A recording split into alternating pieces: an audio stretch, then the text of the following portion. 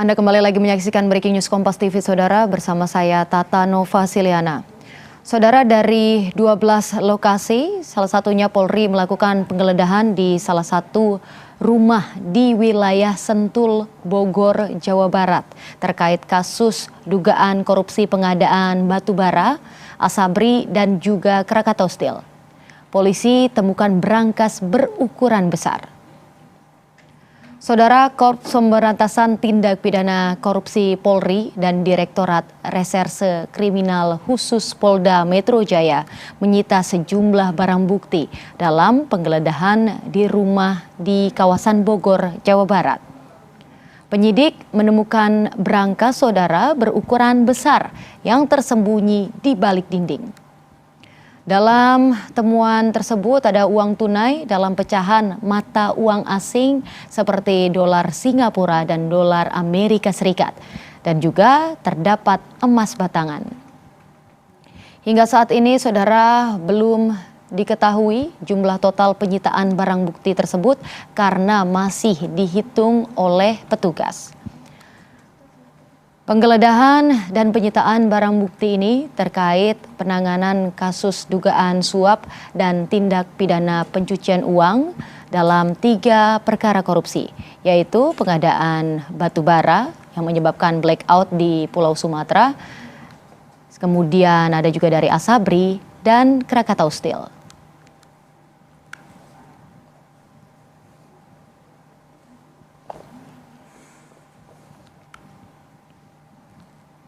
Dan untuk mengetahui informasi lebih lengkap lagi, saudara, kita akan langsung terhubung dengan jurnalis Kompas TV terkait penggeledahan di Sentul, Bogor. Sudah ada Wulan Sabto Hadi. Wulan, selamat malam dengan Tata di studio, Wulan. Jadi seperti apa? Tata. Baik, Wulan, jadi seperti apa penggeledahan di Bogor ini adalah salah satu lokasi dari kurang lebih 12 lokasi yang akan digeledah oleh polisi. Apakah masih berlangsung penggeledahannya di sana? Ya, Tata dan saudara, pada malam hari ini masih berlangsung penggeledahan yang dilakukan oleh kepolisian di perumahan Sentul City, tepatnya di klaster Bogor Golf Hijau. Dan saat ini terlihat di layar kaca bahwa sejumlah petugas kepolisian masih berjaga dengan senjata lengkap. Sementara petugas lainnya juga masih melakukan penggeledahan di bagian dalam rumah.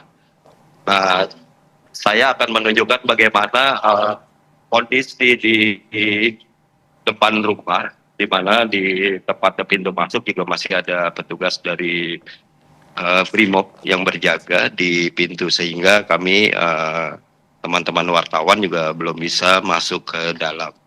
Saya juga sempat melihat penjagaan juga dilakukan oleh dari Polres Bogor. Nampak Kapolres Bogor juga hadir di lokasi.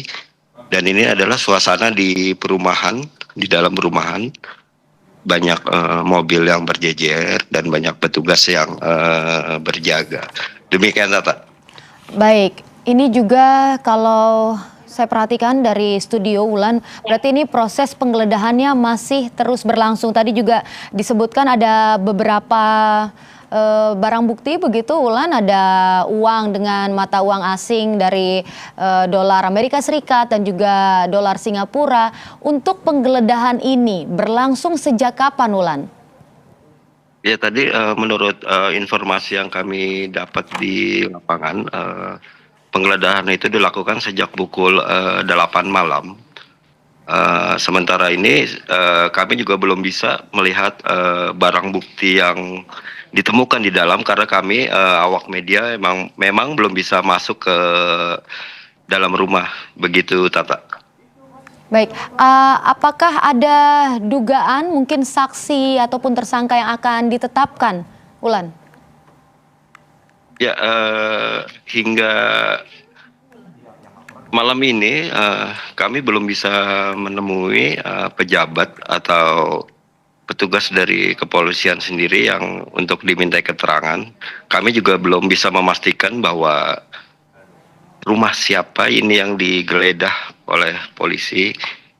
Dan menurut informasi yang beredar di tempat saya berdiri saat ini adalah ini bagian dari penggeledahan terkait TPPU batubara yang juga dilakukan di 12 lokasi lain. Demikian, Tata. Baik, dan tentu kita masih akan tunggu bagaimana update selanjutnya terkait pengembangan kasus dari dugaan korupsi terkait pengadaan batubara yang menyebabkan blackout, kemudian juga Asabri dan juga Krakatau Steel.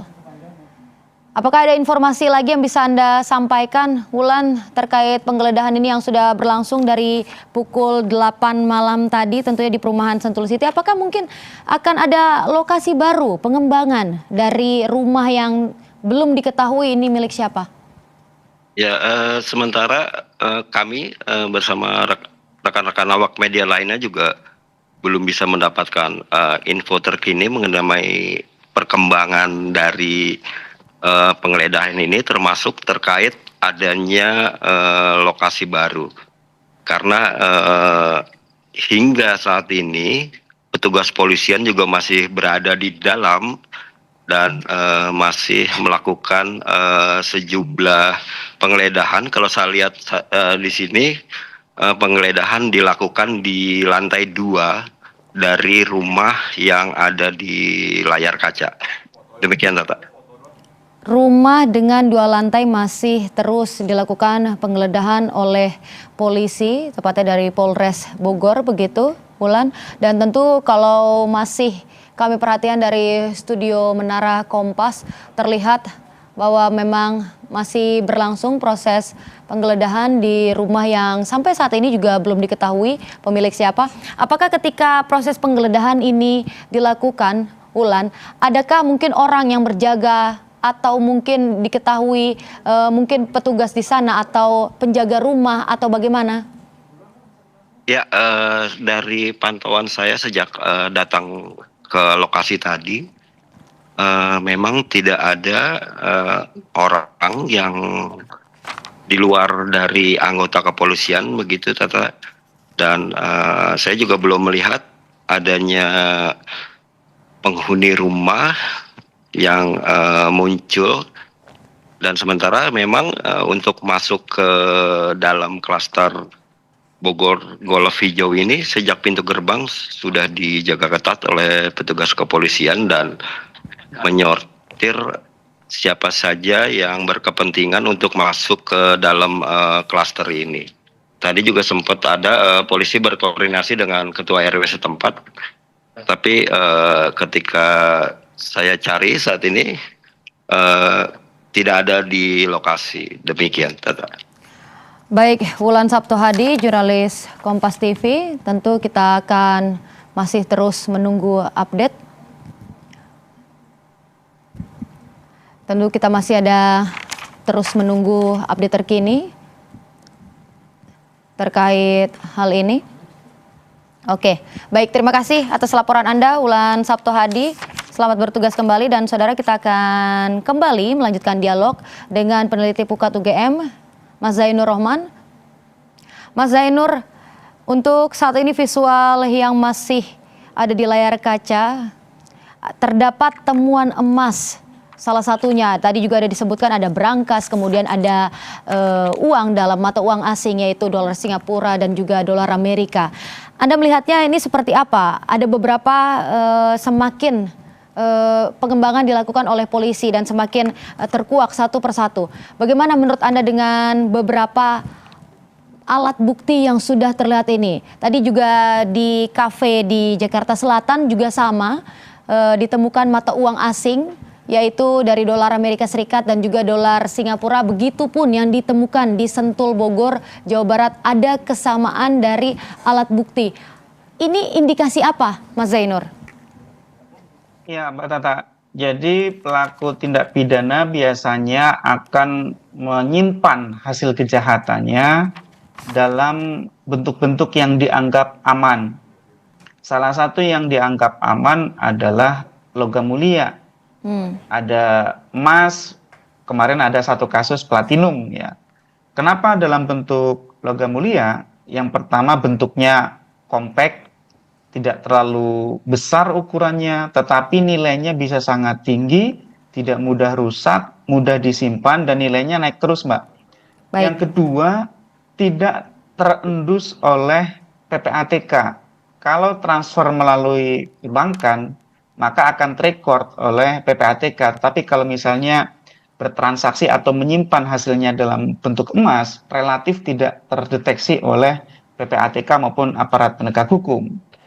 Nah, yang paling penting dari penyidik adalah harus dapat membuktikan bahwa yang dilakukan penyitaan terhadap objek barang-barang tersebut memang merupakan hasil dari kejahatan. Sehingga harus dipastikan barang-barang itu memang merupakan barang dari kejahatan kasus-kasus yang sedang dilakukan penyidikan oleh Mabes Polri melalui Kortas Tipikor, apakah di kasus batubara, apakah di kasus Krakatau Steel, atau di kasus Asabri. Nah, yang menarik Mbak Tata, informasi yang disampaikan sendiri oleh pihak kepolisian adalah dugaan ya tindak pidana yang terjadi dalam penanganan kasus-kasus yang tadi kita sebut itu. Misalnya di kasus Asabri atau di kasus PT CBS yang pembayarannya kepada PT KNI. Artinya, dengan informasi yang sangat terbatas itu, kita bisa membaca bahwa penegak hukum dalam hal ini adalah Kortas Tipikor ingin menyampaikan kasus ini adalah kasus terkait dengan penanganan perkara gitu. Jadi kasus terkait dengan penegak hukum, ya, yaitu ketika menangani kasus Jiwasraya Asabri ada loh tindak pidananya, yaitu yang diduga merupakan pencucian uang. Apakah misalnya sebagian harta benda dari hasil kejahatan Asabri dan Jiwasraya itu kemudian mengalir ke aparat penegak hukum atau seperti apa? Kalau kita dengarkan keterangan dari Polri juga pasal-pasal yang diduga terkait adalah misalnya pasal 12 huruf E atau pasal 12 huruf B kecil Undang-Undang Tindak Pidana Korupsi. Dua pasal itu Mbak Tata itu berkaitan dengan pemerasan oleh penyelenggara negara atau yang kedua adalah penerimaan suap gitu ya. Jadi penyalahgunaan kewenangan dengan memaksa seseorang untuk memberikan sesuatu atau menerima pemberian sesuatu berkaitan dengan jabatannya gitu ya. Nah, ini konteksnya adalah konteks penegakan hukum. Jadi arahnya ya penyidik ini sedang berupaya untuk membongkar judicial corruption, korupsi penegakan hukum oleh penegak hukum lain, ya, yang diduga hasilnya disimpan di berbagai tempat, gitu ya. Kan ada banyak kasus ya, misalnya kemarin belum lama misalnya ya kejaksaan pernah membongkar judicial corruption di Mahkamah Agung. Ada seorang pensiunan eselon 1 namanya Zaro Frikar menyimpan uang 900 miliar di rumah, juga ada puluhan kilogram emas gitu ya. Nah, itu kan diduga merupakan uang hasil jual beli perkara. Nah, di kasus ini apakah Polri sedang membongkar hal yang mirip, yaitu uang hasil menangani perkara oleh penegak hukum lain? Nah, itu yang sebenarnya kita ingin mendapatkan informasinya secara jelas dan lugas dari kepolisian. Itu yang ditunggu oleh publik. Nah, ini nanti akan menarik Mbak Tata, karena kasus-kasus yang bersinggungan antar penegak hukum di masa lalu itu banyak yang menimbulkan gesekan. Jika publik ingat, di masa yang lalu pernah terjadi gesekan 2 kali antara kepolisian dengan KPK ketika KPK ingin menangani perkara yang melibatkan anggota kepolisian di masa lalu gitu ya. Itu kemudian publik mengingatnya sebagai cicak buaya. Ada jilid 1, ada jilid 2 gitu ya. Nah, apakah ini adalah Polri sedang berupaya untuk membongkar judicial corruption di kejaksaan? Ya. Kalau memang yang ditarget adalah judicial corruption di kejaksaan, maka ini secara hukum ke depan akan sangat kompleks. Kenapa? Karena tentu setelah dilakukan penyidikan, maka harus dilimpahkan kepada jaksa ya untuk dilakukan penuntutan. Tidak bisa P21 sebelum semua syarat-syarat formil dan material terkait dengan perkara itu dilengkapi oleh penyidik. Ya.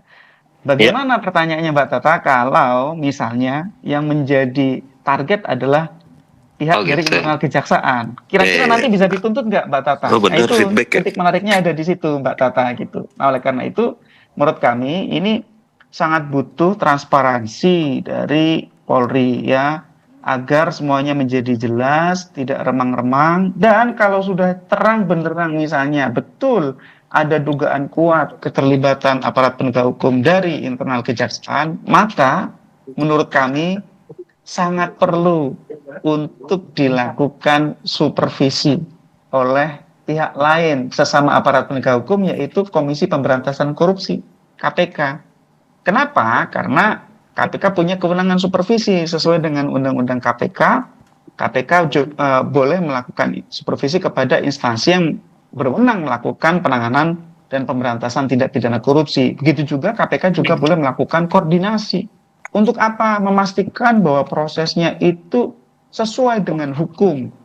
Ya, baik dari sisi penyidiknya maupun dari sisi penuntut umumnya. Nah, kalau terjadi kemandekan di dalam proses penegakan hukumnya, KPK punya kewenangan melakukan pengambil alihan.